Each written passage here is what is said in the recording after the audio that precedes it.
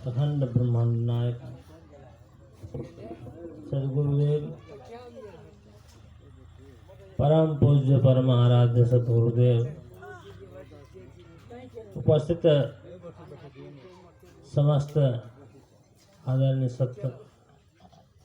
संत वृंद, सत्संग प्रेमी सज्जन वृंद, भक्तिमती माता और बहनों, भाग की बात है कि इस दुबी नगर पालिका वार्ड नंबर 11 अंतर्गत खर्ची में साहब, नाम भी खर्ची है और खर्चा करने में भी स्वभाव रखती है। साल में 2 बार कार्यक्रम करती है, गुरु पूर्णिमा भी, ये अगहन पंचमी। अगहन पंचमी के जो रामचंद्र भगवान और सीता माता की विवाह के प्रसंग में, ये देखिए, ये विवाह हम लोग कवि पंथ में भजन गाते हैं, ब्याह जो हमारा करा जो हो बाबा। एक बाहरी विवाह जो सांसारिक विवाह होता है, और इस जीवात्मा का जो विवाह है, ये कैसे विवाह होता है? इस जीवात्मा का विवाह के मतलब उस पुरुष पति परमात्मा के साथ संबंध होना। उस पुरुष पति परमात्मा से हमारा कैसे संबंध बनेगा, ये बहुत मुख्य बात है। वो संबंध बनाने के लिए उसमें बीच में माध्यम बनते हैं गुरु महाराज। बीच में माध्यम बनते हैं गुरु महाराज, वही विवाह करते हैं। और वो कैसे विवाह है, ये अद्भुत, अलौकिक, अनुपम, जिसको उपमा दे सकते। और हम लोग भजन तो गाते हैं, मंगल में भजन गाते हैं। सुरत की डोरिया गगन बीच लागल, लागी गेले गुरु से स्नेह है। अब देखिए, यहाँ स्नेह यानी प्रेम, ये कैसे लगता है? ये भजन में संत लोग अपने अपने अनुभव के अनुसार अपना अपना भजन लिखते हैं, और उस भजन में अनुभव की बात है। जब तक आपके अंदर में अनुभव नहीं उतरेगा, तब तक वो भजन भी नहीं लगेगा, वो भजन भी समझ में नहीं आता। और समझ भी लेंगे तो पता नहीं चलेगा। ये अब देखिए, सूरत की डोरिया गगन बीच लागल। गगन मने तो सीधा अर्थ होता है आकाश, लेकिन ये आकाश नहीं, ये भूताकाश इसको कहते हैं। और संत का कहना कौन से आकाश है, तो हम अपने अंदर में लौट जाएंगे। अपने अंदर में लौटने पर कहाँ पर है हमारा आकाश? एक तो चिदाकाश है, एक शरीर के आकाश कौन है, तो मस्तक, सबसे ऊपरी भाग, शरीर के ऊपरी भाग है मस्तक। उस मस्तक में भी ठिकाना ये है, ब्रह्मरंध्र कहते जिसको, संतों की भाषा में उसको त्रिकुटी भी कहते हैं, और उसको 10वां द्वार भी कहते हैं। अनेक शब्द से उसको संबोधित करते हैं संत लोग अपने अपने भाषा में बोलते। उसको द्वादश स्थान भी कहते हैं, द्वादश ध्यान पर्यंतम, द्वादश ध्यान पर्यंतम। हम लोग 12 जगह कोई चंदन टीका लगाते हैं, वो 12 जगह लगाने का मतलब है द्वादश। द्वादश का अर्थ ही अलग है। द्वादश कहाँ से है? जब तक गुरु से दीक्षा विधि पूर्वक नहीं लेंगे, पता नहीं चलेगा। वो भेद पता नहीं चलता है। कहाँ से हमारा द्वादश की गिनती है, 12 का गिनती कहाँ से? जहाँ हम बैठते हैं और वहीं से उठना है। हम कहाँ बैठे, हमारा वास स्थान कहाँ है? इस जागृत अवस्था में हमारा वास, इस जागृत अवस्था में हम कहाँ रहते हैं? तो नेत्रस्थम जागृतम विद्यात् स्वप्ने कंठम समाविशेत सुसुप्तम हृदयस्थम तो तुर्यम मूर्धनि संस्थितम। अब देखिए, नेत्रस्थम जागृतम विद्यात्, आंख में हम रहते हैं जागृत अवस्था में। और देखिए वही आंख जब बंद हो जाता है, हमारे अंदर में तमोगुण अभिभूत होता है, रजोगुण अभिभूत होता है, तो हम नीचे उतर जाते हैं, सपना की ओर चले जाते हैं कंठ में। अब देखिए हम नीचे नीचे जा रहे हैं और भी तमोगुण अभिभूत होता है, तो सुसुप्ति में चले जाते हैं, जहाँ हृदयस्थम सुसुप्तम तो हृदयस्थम हृदय में आ जाता। और यहाँ से और आगे रास्ता नहीं है, वहाँ बंद हो। वहाँ बंद होने के बाद फिर वहाँ से ऊपर उठिए, वहाँ से लौट जाते हैं, हृदय से आ गए कंठ में, फिर स्वप्नावस्था में, स्वप्नावस्था फिर जागृत अवस्था में, और वही जागृत अवस्था से फिर लौटना काम होता है। लेकिन उसी जागृत अवस्था से ऊपर उठाने का काम गुरु महाराज का काम, वहीं पर गुरु महाराज की जरूरी है। जो हम उस जगह से ऊपर कैसे जाएंगे का जो तुर्यम मूर्धनि संस्थितम, मूर्धा, मूर्धा भी कहते हैं उसी को, द्वादश भी कहते हैं उसी को, त्रिकुटी भी कहते हैं उसी को, 10वां द्वार भी कहते हैं उसी को। तो वहां पर हम कैसे वास करेंगे? इसीलिए कबीर साहब के पद में आता है, सार शब्द है शिखर पर, मूल ठिकाना सोए, बिन सदगुरु पावे नहीं, लाख कथे जो कोई। ये बहुत रहस्यमय चीज है। यहाँ का सार शब्द है शिखर पर। शिखर, शिखर माने पर्वत होता है। वो पर्वत क्या है? हमारे शरीर में वो पर्वत क्या है? पर्वत माने पहाड़ कहते हैं, लेकिन हमारे ये शरीर रूपी पर्वत, ये शरीर के पर्वत कहाँ? तो मस्तक।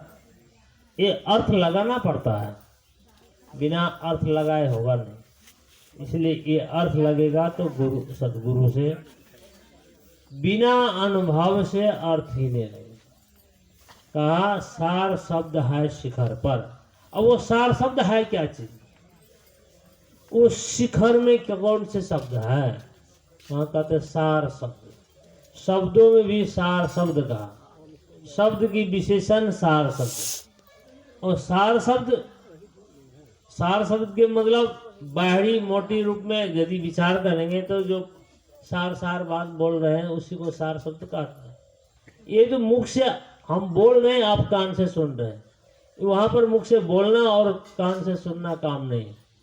वो अपने आप सभी के अंदर में, हम सभी के अंदर में 24 घंटा निरंतर आप सो जाएंगे लेकिन वो जगा रहता। हम लोग कहते शिव चर्चा मंडली में कहते ना, जागा जागा महादेव।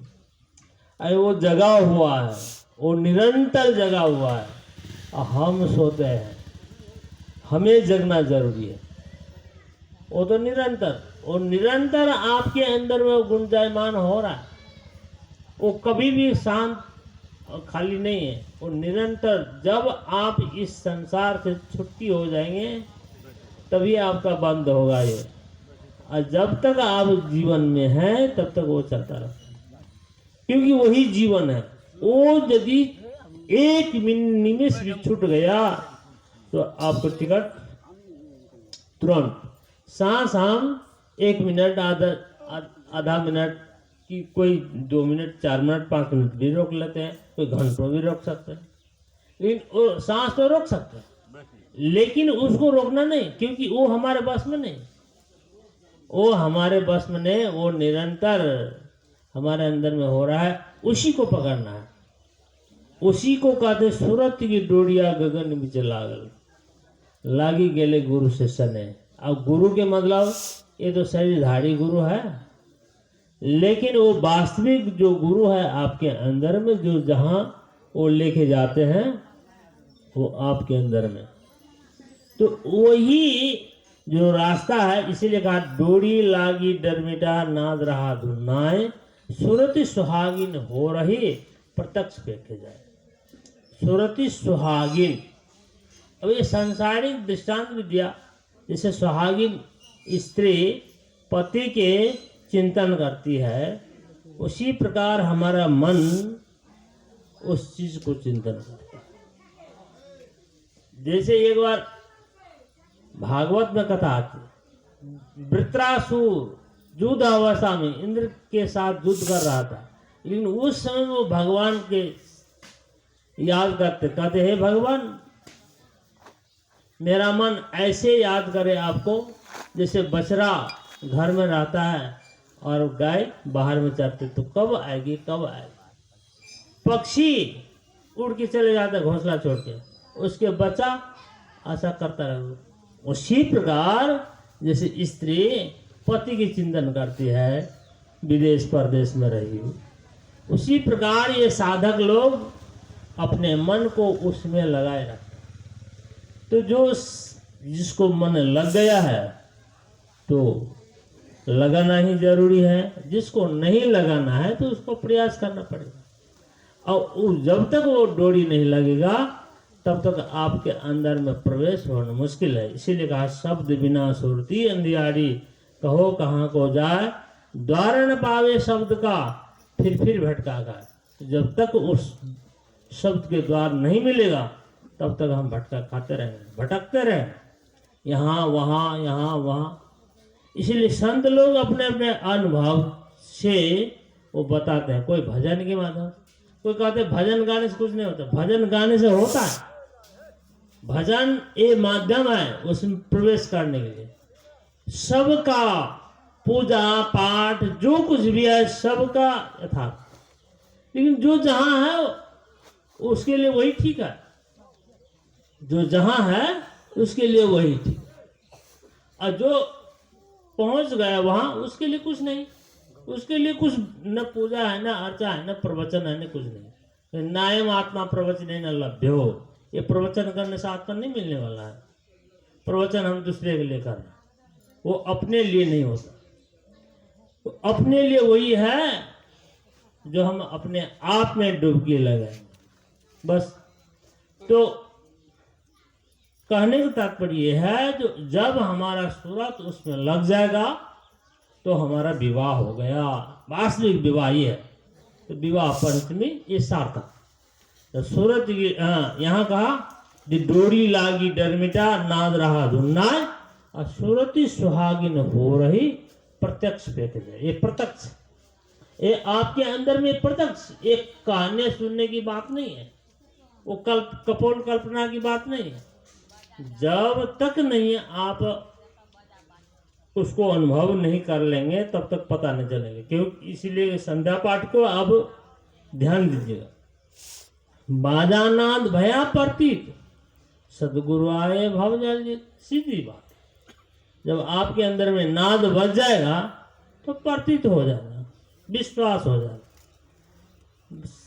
सदगुरु आए भव जल जीत, अतः आपके अंदर में सदगुरु प्रकट हो जाता है। तो जगह जगह यही सब बात है। वहाँ कहा मिल पड़ी है प्रेम की फांसी, मनवा गगन की वासी। अब देखिए एक कबीर संध्या पाठ हम लोग जो गाते हैं, पाठ करते हैं, उस संध्या पाठ के क्रम में ये सब बहुत से रहस्यमय बात बताया हो। पड़ी है प्रेम की फांसी, मनवा गगन की बासी। वही इसी पंक्ति को संत लोग ने अपने भजन में उसको उल्टा किया, भजन के माध्यम से गाया। परी है प्रेम की फांसी। अब प्रेम की फांसी किसको कहते हैं? फांसी मतलब सबको जानते हैं। फांसी किसको कहता है? गला में डोरी लगा दिया और ऐसे निश्चेष्ट पड़ जाते हैं। खेल खत्म, यही ना, यही नहीं जानते पड़े। यहाँ पड़ी है प्रेम की फांसी, वो डोरी की फांसी नहीं, प्रेम की फांसी। वो कैसा प्रेम की फांसी, कहाँ पर लटका हुआ रहता। अब देखिए, पड़ी है प्रेम की फांसी, मनवा गगन की बासी। मन कहाँ, गगन की बासी है। गगन माने आकाश, वो आकाश कहाँ है, ऊपर में, हमारे अंदर में। वो आकाश के गुण शब्द है, आकाश के गुण शब्द, और उस शब्द में वो मन जो लगा रहता है, उसमें जो लटक गया उस शब्द में, उसी को कहते फांसी।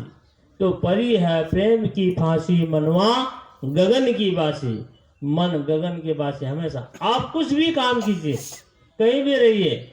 इसीलिए तो संतो सहज समाधि भली भजन में कहा, शब्द निरंतर से मन लागा, मलिन वासना त्यागी, उठत बैठत कभू न छूटे, ऐसी तारी लागी। कहे कबीर यह उन्मुनि रहनी, सो प्रगट करिया। उन्मुनि रहनी की ये परिभाषा, उन्मुनि किसको कहते, कितने लोग पूछते हैं उन्मुनि किसको कहते। ये जो शब्द मालूम पड़ जाए तो पता लग जाए, जो शब्द निरंतर शब्द आपके अंदर में लगा रहता। तो एक तो स्मरण करते हैं, गुरु के वाणी को स्मरण करते हैं, वो तो स्मरण मानसिक क्रिया, वहां पर क्रिया नहीं, वहां पर हो रहा।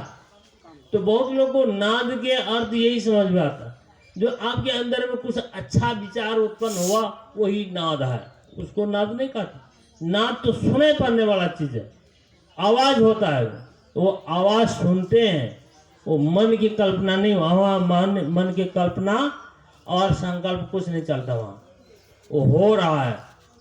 तो समय ज़्यादा मैं नहीं लेकर के अपने वाणी को ही विराम